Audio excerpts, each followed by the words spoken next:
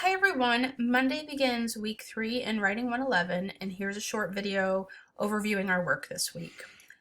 So in terms of media this week, I've provided one short chapter about telling a story that will help you to understand the important parts of narrative that you should be employing in your paper that you're beginning to work on.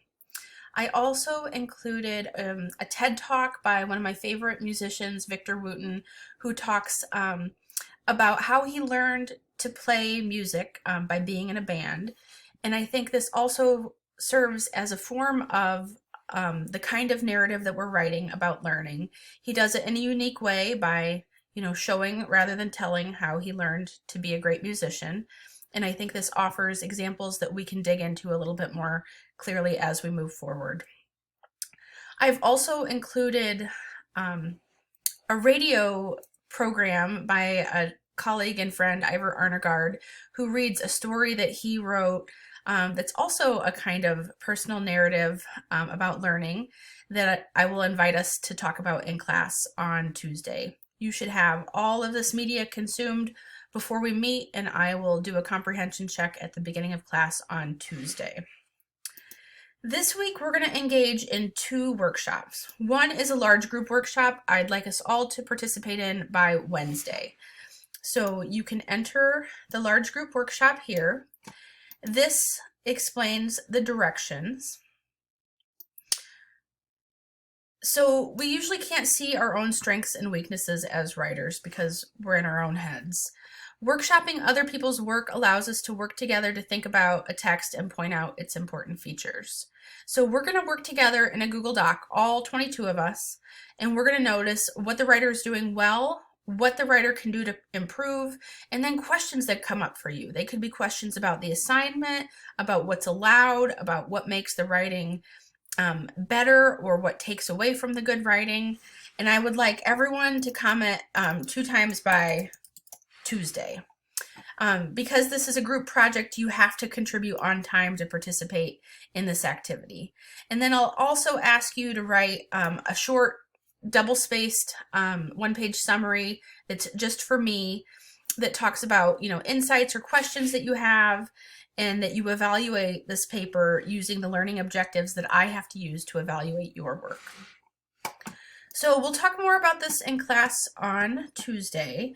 This is the paper, and so let me make the screen a little bit different so you can see that you can use the commenting feature here to point out things about the text. So if you wanted to say something about the text, you can, I need to make my screen larger.